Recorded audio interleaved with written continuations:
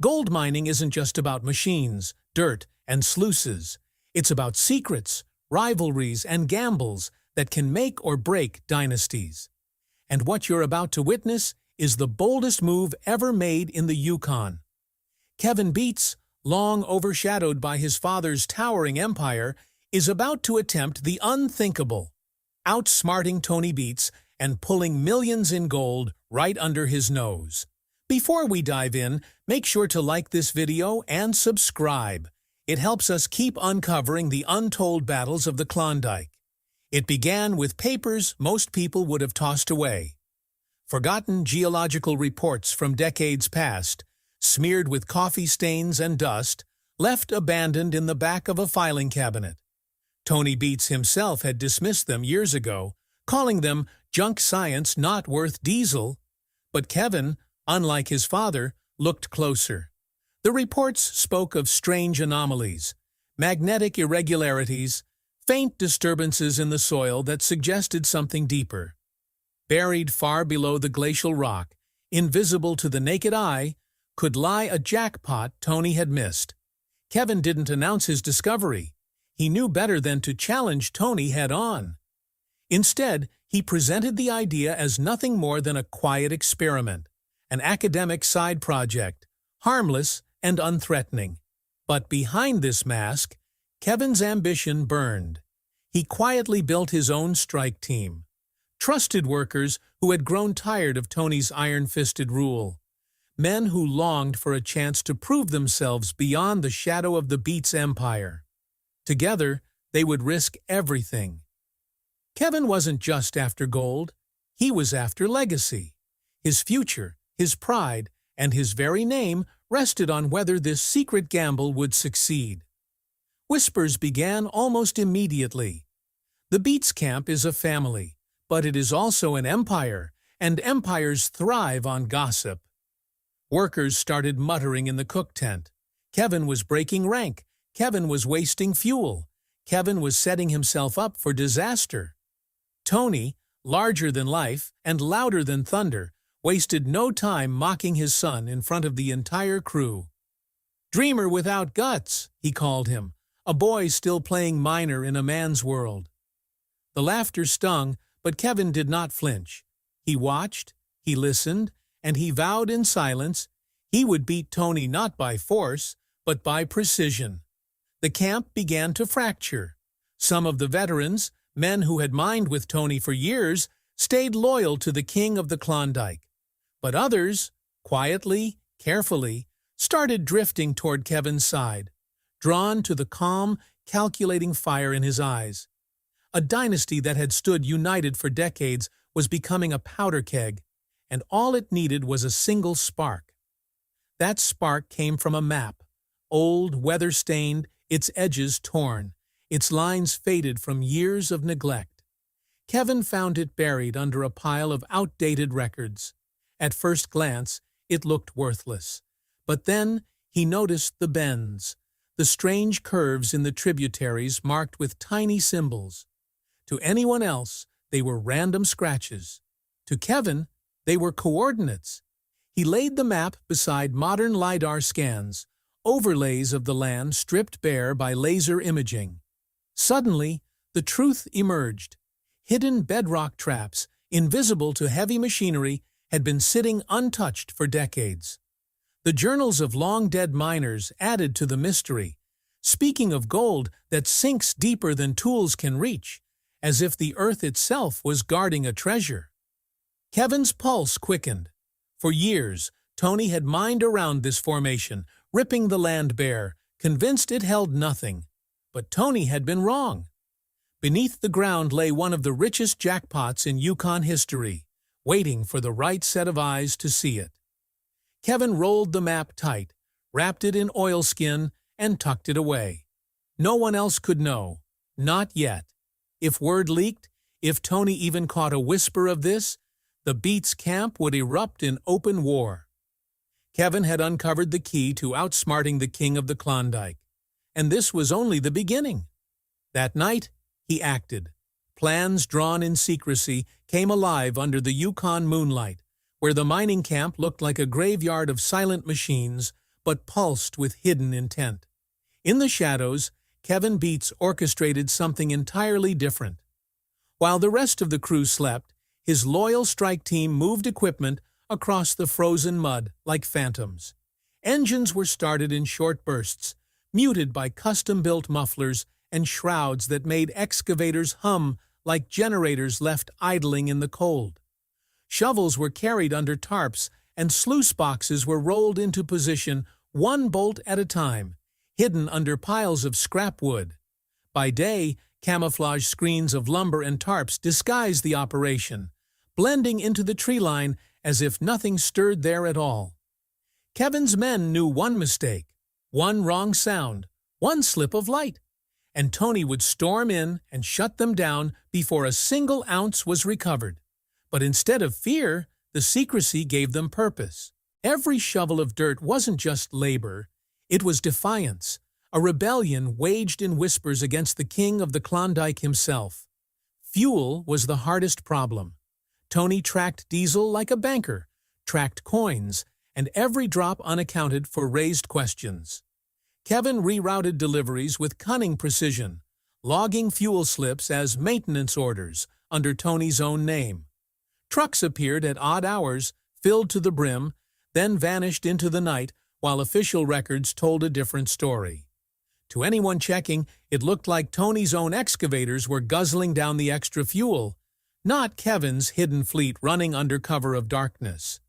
The risk was staggering, but the deeper Kevin leaned into secrecy, the more the operation began to feel less like mining and more like espionage. Tony, however, wasn't blind.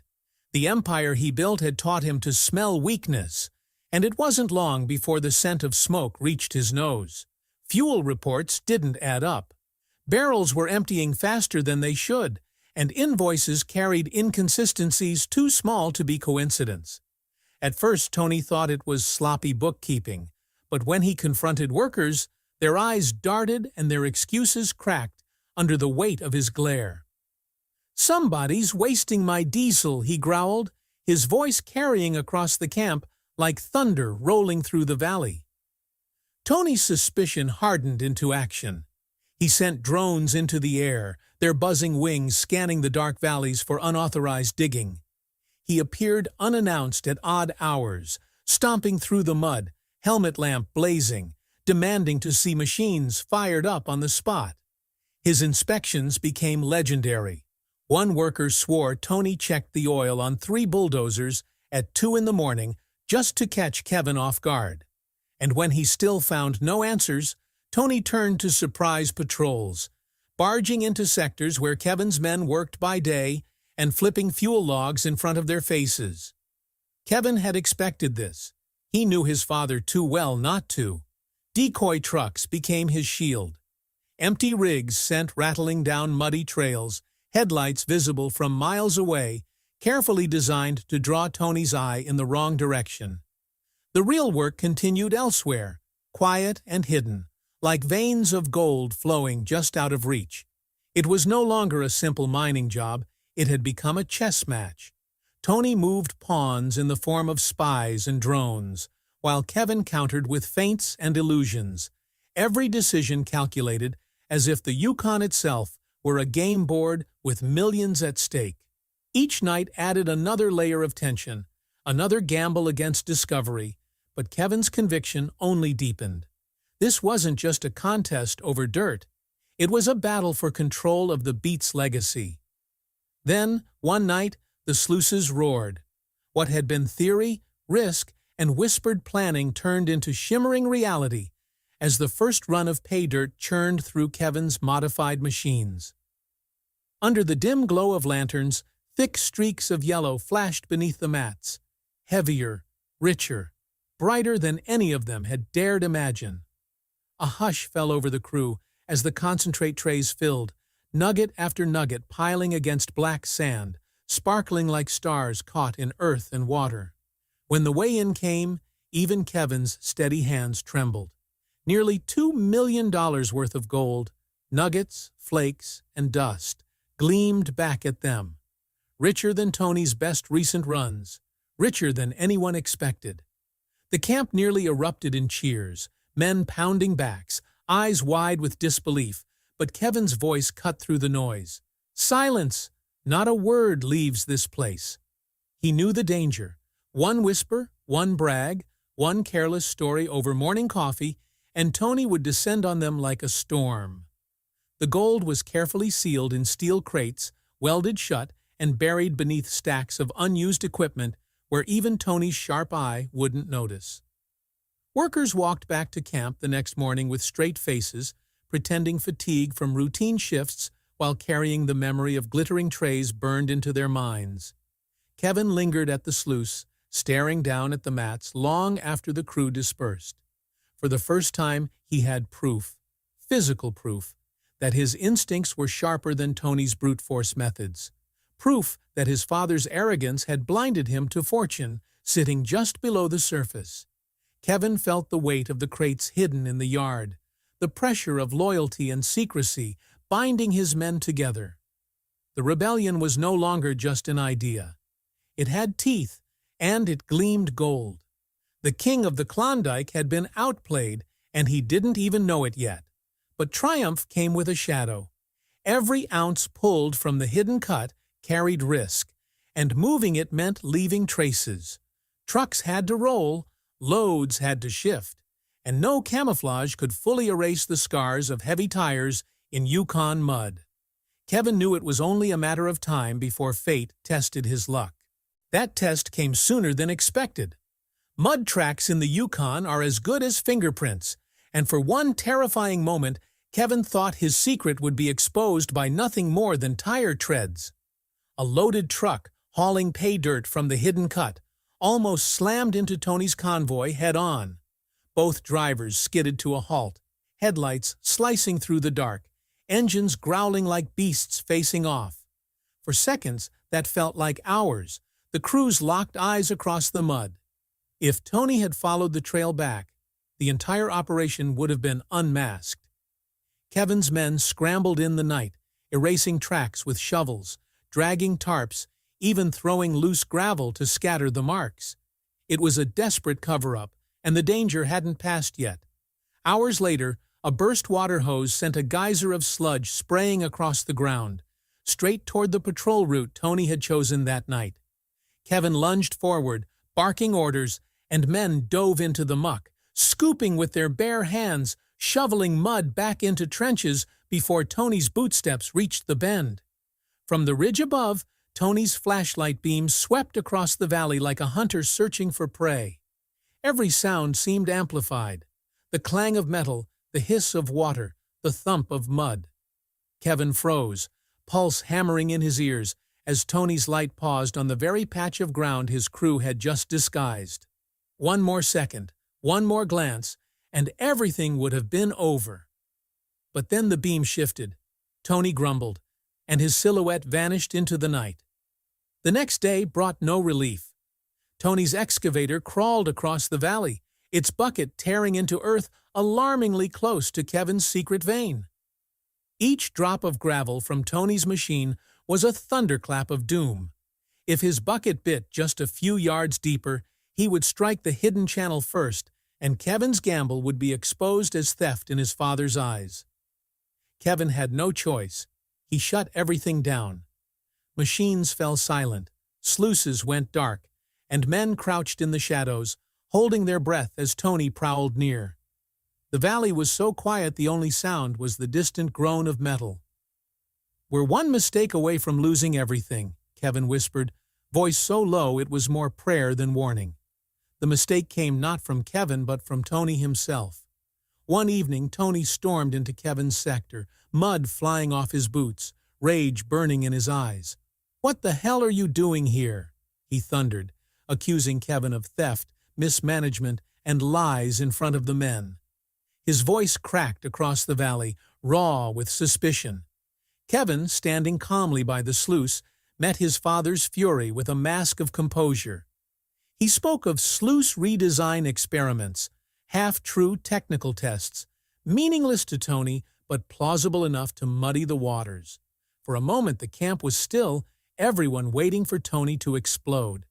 And then Tony laughed, roared with mocking laughter so loud it made the mountains echo. "My boy thinks he's a scientist," he bellowed, and the crews laughed with him, though Kevin caught the glint in Tony's narrowed eyes. Behind the laughter was doubt, sharpened like a blade. That night, Tony acted on his suspicion. He sent one of his most loyal men to shadow Kevin's camp, convinced he would catch him red-handed. The spy lingered in the trees, watching every truck, listening for every machine. But Kevin had anticipated the move. He'd sent decoy trucks rattling down false trails, headlights cutting through the darkness, engines revving in directions where no sluices ran. The spy followed the wrong lead, reporting back to Tony with tales of empty trucks and wasted fuel. For now, Kevin's secret held. For now, the king had been fooled. But the Yukon doesn't keep secrets forever. One dawn, when the frost still clung to the earth, Kevin's hidden cut roared to life like never before. Excavators scooped into layers so rich they choked the sluice boxes. Gravel poured like rivers, and instead of black sand, the mats filled with solid bands of gold. Pans dipped into the slurry came up heavy, not with dust, but with slabs and nuggets so thick they clinked against the steel. Some were the size of fists, gleaming with a brilliance no one in the camp had seen in years. Men dropped their tools and stared, mouths open, eyes wide with disbelief. The jackpot had ignited. Kevin stood over the sluices as the trays overflowed, his boots sinking into mud laced with glittering fragments. He paced back and forth, hands tightening into fists, breath sharp in the icy air. This wasn't just a strike. This wasn't luck. This was proof. Proof that Tony's arrogance had blinded him. Proof that Kevin's patience and precision had outwitted the brute force of a dynasty. His crew looked on, whispering in awe, some of them trembling at the sheer scale of what they were witnessing. They weren't just miners anymore. They were conspirators in a rebellion worth tens of millions. The tally began climbing faster than any of them could count. 10 million, 20, 30. The numbers rising with every tray, every crate filled and sealed. By the time the dust settled, the estimates whispered through the camp were staggering. $45 million in gold, pulled from under Tony Beets' nose. Kevin said little, pacing in silence, eyes fixed on the horizon, as though weighing the future itself. Then, at last, he spoke, voice low but firm. "This isn't luck. This is proof." And the proof glittered in every nugget, every slab, every ounce hauled from the hidden cut. The king of the Klondike had been outflanked, and though he didn't know it yet, his throne was trembling. But victories of that scale never stay buried for long. Gold has a way of leaving echoes, mud torn by tires, sluice water gone cloudy, whispers carried in the Yukon wind. Kevin's silence was deliberate, but silence itself became a signal. And on the other side of camp, Tony Beets was listening. The Yukon was quiet, but only on the surface. Beneath that stillness, Tony Beets was unraveling the threads Kevin had left behind, trying to stitch together proof of betrayal. He stormed through camp like a thundercloud, rage spilling from every step. By the time he reached Kevin's hidden sector, the richest pay dirt had already vanished, hauled away in sealed crates, tucked where no searchlight or drone could find them. All that remained was scarred earth, mud torn into jagged lines, sluice tails dissolving into puddles, ghostly remnants of a strike so massive it could have rewritten the Beets' fortune. Tony's breath came in heaves, his chest pounding with more than exertion. He stared at the silence of the Yukon night and knew what it meant. Kevin hadn't just mined dirt, he had mined his father's pride. With a guttural roar, Tony ripped the helmet from his head and hurled it into the ground so hard it split. The sound cracked across the valley like a rifle shot. "He played me like a rookie," he bellowed, the echo hanging in the frozen air. For the first time, the king of the Klondike looked not invincible, but beaten. Miles away, in the dim light of a canvas tent, pitched on neutral ground, Kevin gathered his crew. One by one, steel crates were pried open, their contents catching lantern light like captured suns. Gold, bars, nuggets, dust, slabs poured from the containers, a fortune so staggering it seemed unreal. Eyes widened, breaths caught, hands trembled. The tally soared higher with each count until the weight of it settled. Over $45 million in pure treasure, carved straight from the land Tony had once dismissed as worthless. A silence lingered before the whispers began. Some called it betrayal, others destiny. A dynasty had shifted before their eyes, and none of them would ever work under the same shadow again. Kevin stepped forward, holding a nugget the size of his fist, his voice low but steady. "This isn't about gold," he said. "It's about proving we can lead without fear." That sentence landed heavier than the fortune on the table. It wasn't just wealth he had uncovered, but a future untethered from Tony's iron grip. His men roared in approval, their cheers shaking the tent, their loyalty binding not to the legend of Tony Beets, but to the new king who had just declared himself. By dawn, the news had already spread like wildfire across the Yukon. Word travels fast in mining country, faster than machinery, faster than truth. "Kevin Beets outsmarted Tony," they whispered in bars and bunkhouses, "pulled $45 million in gold right under his nose." Rival miners smirked at the irony, the king undone not by rivals from the outside, but by his own blood. In every corner of the Klondike, the question was asked in hushed tones: was the throne vacant, or had it been seized? Tony raged in silence, his fury contained behind clenched teeth and bloodshot eyes, vowing revenge. Yet, deep down, he recognized the fracture that could never be sealed. His reign wasn't over, but it was cracked, weakened, haunted by the sun he could no longer dismiss. Kevin stood at the edge of camp, staring over the horizon as the morning light split the Yukon sky into fire and gold. Crates stacked neatly beside him glowed faintly in the sun, their weight both a triumph and a burden. He wasn't just Tony's son anymore. He was Tony's greatest rival, the heir who hadn't waited for permission but had taken the crown by force of will and patience. The dynasty wasn't broken. It was transformed. And as the wind carried rumors through the valley, Kevin's silence said everything. The Yukon had a new dawn, a new ruler, and the old king, for the first time in his life, stood in his shadow. Kevin Beets just pulled off the impossible. $45 million in gold ripped right out from under Tony's nose, rewriting the rules of the Klondike forever. If you want more stories of hidden jackpots, family feuds, and high-stakes gold rivalries, hit that like button, smash subscribe, and turn on notifications so you never miss the next strike. The Yukon isn't done. This is only the beginning.